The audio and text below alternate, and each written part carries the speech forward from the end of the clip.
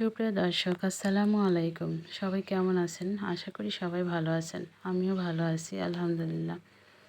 আজকে আমি রান্না করব গরুর মাংসের কোরমা। রুমিস কিচেন থেকে আবারও নতুন একটা রেসিপি নিয়ে চলে আসলাম। তো এখানে আমি এই গরুর কোরমাটা রান্না করেছি, যে এতটা মজা হয় সেটা আপনাদের সঙ্গে আমি শেয়ার করব। কোরমাটা রান্না করতে যা যা উপকরণ লাগবে সেটা দেখিয়ে দিচ্ছি। তো এখানে লাগবে টক দই, এটা ইনস্ট্যান্ট টক দই, পেঁয়াজ বেরেস্তা, এখানে কাজু বাদাম বাটা দুধ দিয়ে মিশিয়ে নিয়েছি, পেঁয়াজ বাটা, এটা মাংস সেদ্ধ করে নিয়েছি আমি প্রেসার কুকারে। মাংসটা সেদ্ধ করে নিয়েছি, স্বাদ মতো লবণ, সামান্য পরিমাণ পেঁয়াজ, আদা, রসুন বাটা, এলাচ, দারচিনি, তেজপাতা। এলাচটা থেতো করে নেবেন, তাহলে সুন্দর ঘ্রাণ বের হয়। সব কিছু দিয়ে আর 2 কাপ পানি দিয়ে আমি মাংসটা সেদ্ধ করে নিয়েছি। এখানে তেল দিয়ে দিলাম হাফ কাপ, ঘি দিয়ে দেব 3 চা চামচ।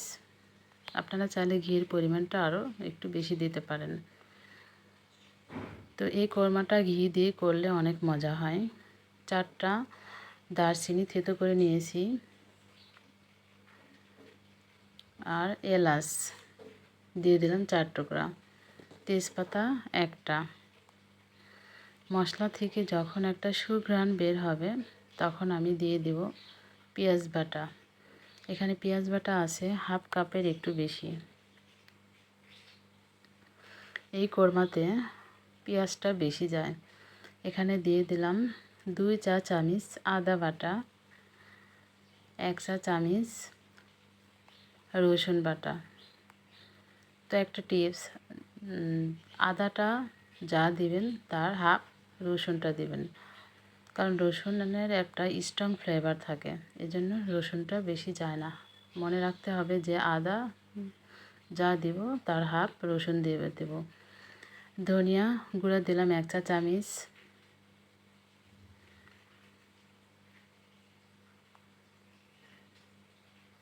সাদা কালো গোলমরিচের গুঁড়া 1 চা চামচ দিয়ে মশলাটা আমি ভালোভাবে কষিয়ে নেব।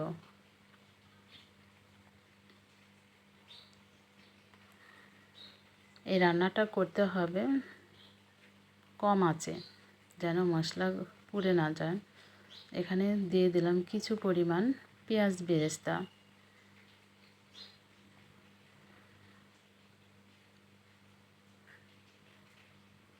টক দই। এই টক দইটা আমি বানিয়েছি দুধ জাল করে কুসুম গরম অবস্থায় লেবু চিপে দিয়েছি, লেবুর রস দিয়ে কিছুক্ষণ রেখে দিলে দেখবেন হয়ে যাবে টক দই। এটা একদম শর্টকাট, যে হাতে সময় নেই, এভাবে টক দই বসিয়ে নিলে ভালো হয়। তো মশলাগুলো ভালোভাবে আমি কষিয়ে নেব। টক দইটা ফেটিয়ে নেবেন, না হলে ছানা ছানা হয়ে থাকবে। তো কষানো হয়ে গেছে, মশলার তেলটা উপরে ভেসে আসছে, তখন দিয়ে দিলাম সেদ্ধ করা মাংস। মাংসটা দিয়ে আমি ভালোভাবে মশলার সাথে মিক্স করে নেব।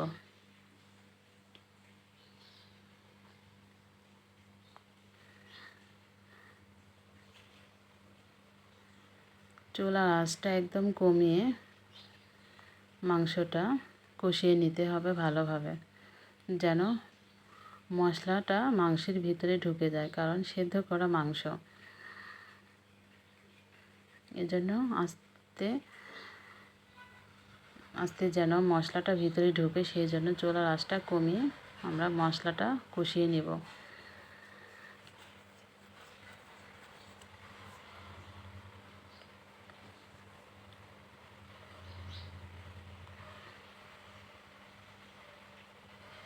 তো চুলার আঁচ এই পর্যায়ে বাড়ানোই যাবে না, যতক্ষণ মাংস কষিয়ে নেব আঁচটা একদম কমিয়ে।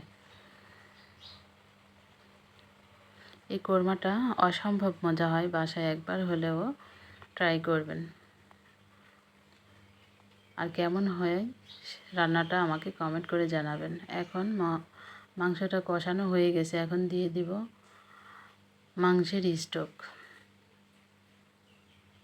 অনেকে হয়তো আবার স্টক বুঝেন না, এটা মাংস সেদ্ধ করে নিয়েছি, মাংস থেকে যে পানিটা ছিল সেই পানিটা এখন আমি দিয়ে মাংসটা রান্না করে নিব। তো মাংসটা যখন আমি সেদ্ধ করে নিয়েছি, মাংসতে 2 কাপ পানি দিয়ে দিয়েছিলাম। তো আমার রেসিপিটা যদি ভালো লেগে থাকে তাহলে লাইক কমেন্ট শেয়ার করবেন। সবাই আমাকে ভালোবেসে সাপোর্ট করবেন এবং পাশে থাকবেন। যারা আমার চ্যানেলটা সাবস্ক্রাইব করে দিয়েছেন তাদেরকে অসংখ্য ধন্যবাদ। আর যারা এখনও আমার চ্যানেলটি সাবস্ক্রাইব করেননি তাদেরকে আমার চ্যানেলটা সাবস্ক্রাইব করে দেওয়ার জন্য অনুরোধ করলাম। যদি সাবস্ক্রাইব করেন তাহলে পাশে থাকা বেল আইকন আর অলে প্রেস করে দিবেন, যেন নতুন কোনো ভিডিও আপলোড করার সঙ্গে সঙ্গে আপনারা নোটিফিকেশন পেয়ে যান। এই পর্যায়ে আমি চেখে নেব লবণ ঠিকঠাক আছে কিনা। তো একদম লবণটা পারফেক্ট ছিল।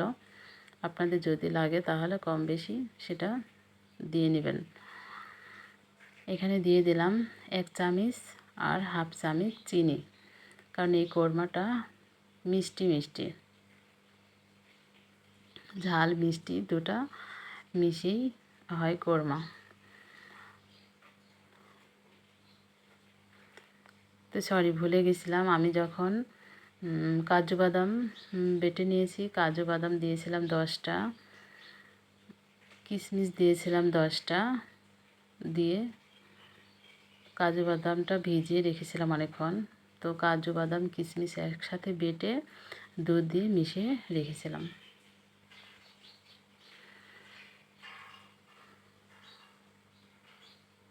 তো মাংসের ঝোলটা অনেকটাই ফুটে কমে আসছে। এখন আমি দিয়ে দিলাম সেই বাদাম বাটাটা, দুধ দিয়ে মিশিয়ে রেখেছিলাম।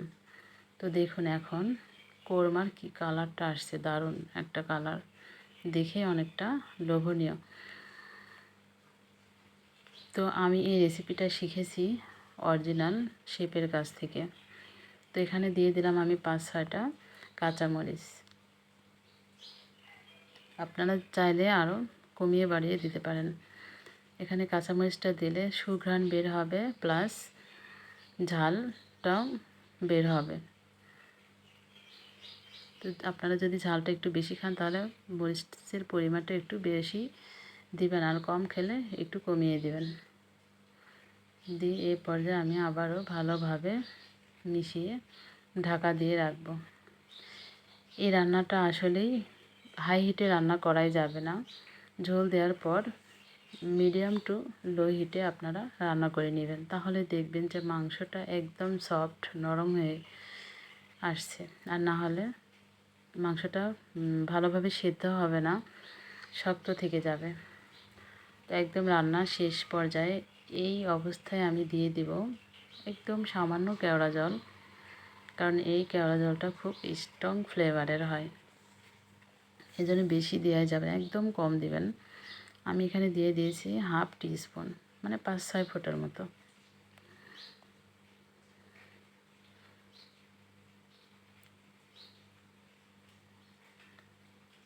এখন আবারও দিয়ে দিলাম পেঁয়াজ বেরেস্তা, আর কিছু পরিমাণ রেখেছি আমি সার্ভ করার সময় সেটা উপরে দিয়ে দেব। তো বলেছিলাম যে এই কোরমাটাতে পেঁয়াজটা বেশি যায়, যে ধাপে ধাপে পেঁয়াজ বেরেস্তাটা দেওয়া হচ্ছে, আবার পেঁয়াজ বাটার পরিমাণটা অনেকটা বেশি দিয়েছি, তাহলে কী হবে, ঝোলটা গাঢ় হবে।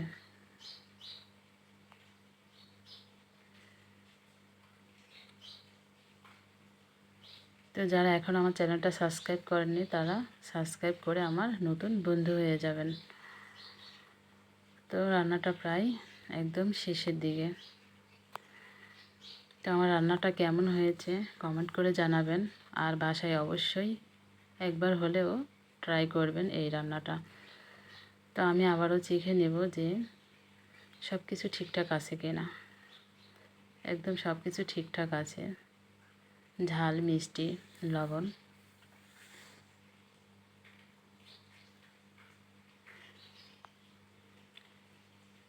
তো দেখুন গ্রেভিটা কত সুন্দর হয়েছে, দেখতে কতটা লোভনীয়। বাসায় যদি বাচ্চা থাকে তাহলে অবশ্যই এটা করে খাওয়াবেন। এই কোরমাটা ছোট বড় সবারই পছন্দ। পোলাও, সাদা ভাত, বাসমতি চালের ভাত সবার সাথেই যায়, সব কিছুর সাথে। তো আমার রান্নাটা একদম শেষ। তো দেখুন কালারটা কত লোভনীয়।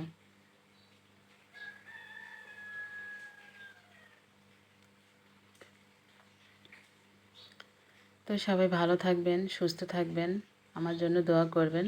আজ এ পর্যন্ত, আল্লাহ হাফেজ।